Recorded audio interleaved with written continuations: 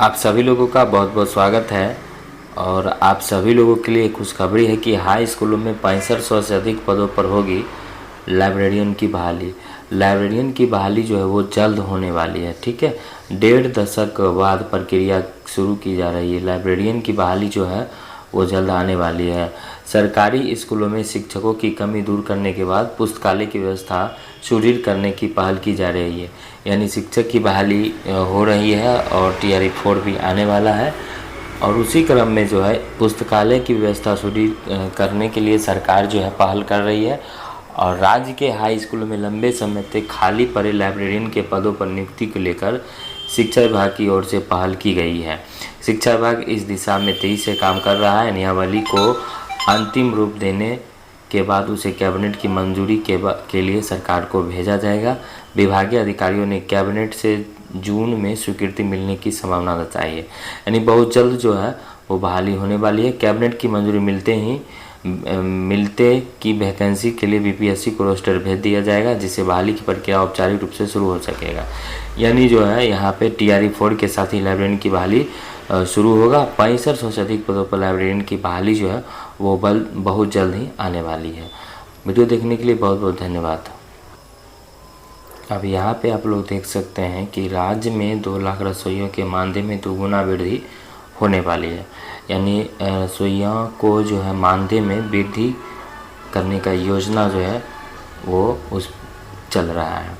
मानदेय में बढ़ोतरी पर खजाने का पर कितना बार यहाँ पे देख सकते हैं। ठीक है, सूबे में 2 लाख जो है अभी रसोइयाँ काम कर रही हैं और शिक्षा विभाग इसके लिए प्रस्ताव तैयार कर रहा है। मानदेय प्रति माह न्यूनतम 3000 और अधिकतम 8000 रुपये हो सकता है। यानी न्यूनतम जो है 3000 और अधिकतम 8000 रुपये मानदेय जो है इनको हो सकता है। 1650 रुपये है मानदेय प्रति माह। बिहार में अभी रसोइया का 3 से 8000 तक प्रति माह की तैयारी। यानी आप देख सकते हैं कि 3 से जो है वो 8000 रसोई का वेतन जो है प्रति माह बढ़ सकता है। ठीक है, और करीब राज्य में 2 लाख है। राज्य में लगभग 70,000 स्कूलों में बच्चों के लिए भोजन MDM बनाने वाले 2 लाख से अधिक रसोइया कार्यरत हैं।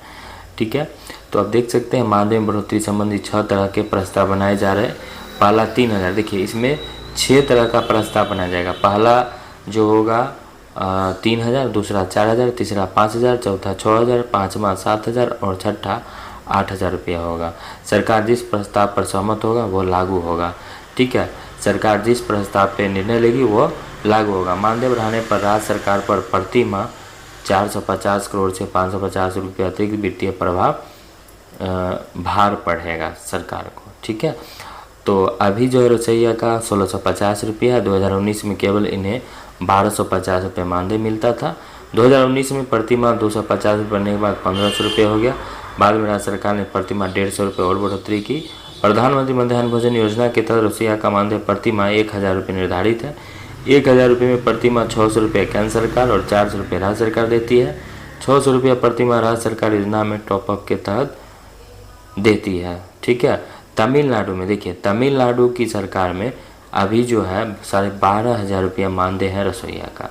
विभिन्न राज्यों में इनके लिए मानदेय अलग अलग है। रसोइया 1000 और अधिकतम 12,500 रुपये प्रति माह। सबसे अधिक 12,500 रुपये तमिलनाडु में, केरल में 12,000 रुपये और हरियाणा में 7,000 रुपये हैं। अब यहाँ पे मजदूरी की बात कर लें तो अकुशल मजदूर की दैनिक न्यूनतम मजदूरी 424 रुपया है। 1 अप्रैल 2025 से राज्य में न्यूनतम मजदूरी प्रतिदिन अकुशल मजदूर के लिए 425 रुपया और अर्धकुशल 440 रुपये, कुशल को 537 रुपया और अति कुशल मजदूर को प्रतिदिन 654 रुपया ये निर्धारित है। ये जो निर्धारित है 1 अप्रैल 2025 से राज्य में ये शुरू कर दिया गया है कि इस तरह से मानदेय मिलेगा। ठीक है, तो यहाँ पे आप देख सकते हैं कि यहाँ पे अकुशल मजदूरों की दैनिक न्यूनतम मजदूरी कितना होना चाहिए, आपको स्पष्ट रूप में यहाँ पे आप देख सकते हैं कि कितना जो है। तो हालांकि तमिलनाडु में जो है 12,500 रुपया है, लेकिन कुछ ही दिन के बाद जो है जो सरकारी विद्यालय में जो रसोइया है उनका भी सैलरी बहुत जल्द बढ़ने वाला है। इसमें 6 तरह का प्रस्ताव लाया जाएगा, जिस पर सहमति बनेगी वो बहुत जल्द लागू कर दिया जाएगा। ठीक है, और देखिए, छात्र छात्राओं की संख्या के आधार पर रसोइया। प्रारंभिक विद्यालय में कक्षा 1 से 8 तक के छात्र छात्राओं की संख्या के आधार पर रसोइयों का रसोइया रखने का प्रावधान है। 100 छात्र से कम रहने पर रसोइया, 200 छात्र तक की संख्या पर 2, 100 छात्र से कम रहने पर 1 रसोइया, 200 छात्र तक की संख्या रहेगा वहाँ 2, और इससे अधिक रहने पर 3 रसोइया का प्रावधान है। रसोइया की जिम्मेदारी सभी बच्चों के लिए प्रतिदिन मेनू के हिसाब से भोजन। शिक्षकों का नहीं होगा अब ट्रांसफर। कल सुबह तक पोर्टल पर सुधार के लिए ऑप्शन खुले रहेंगे। ट्रांसफर रद्द करने के लिए अब नहीं लगाना होगा चक्कर। जिला आवंटन के बाद भी नहीं चाहने पर नहीं ट्रांसफर होगा। अपने विद्यालय में ही अगर आप रहना चाहते हैं तो अब शिक्षक की मर्जी चलेगी। कुल 1,30,000 शिक्षकों के ट्रांसफर की प्रक्रिया जारी है। राज्य के 38 जिलों में स्कूल अलॉटमेंट का काम जारी है। पुराने विद्यालय में जो चाहते हैं रहना तो रद्द करने के लिए ऑनलाइन आवेदन आप दे सकते हैं। और इस पूरी खबर की अधिक जानकारी के साथ न्यूज 18 संवाददाता पटना से रजनीश कुमार फोन लाइन पर जुड़ गए। रजनीश, क्या कुछ जानकारी है? ये बहुत बड़ी खुशखबरी और बहुत बड़ी राहत की खबर उन शिक्षकों के लिए जो अपना ट्रांसफर रोकना चाहते थे या नहीं करवाना चाहते थे। देखिए, जब ट्रांसफर के लिए आवेदन लिए जा रहे थे, आनन फानन में लाखों शिक्षकों ने आवेदन कर दिया था, और इसके बाद जो है अब जब स्कूल आवंटन की प्रक्रिया शुरू हुई है, तब उसके बाद शिक्षकों ने अब शिक्षा विभाग से लगातार पत्राचार करना शुरू कर दिया कि जिन्हें नहीं चाहिए ट्रांसफर, उनका ट्रांसफर रद्द किया जाए।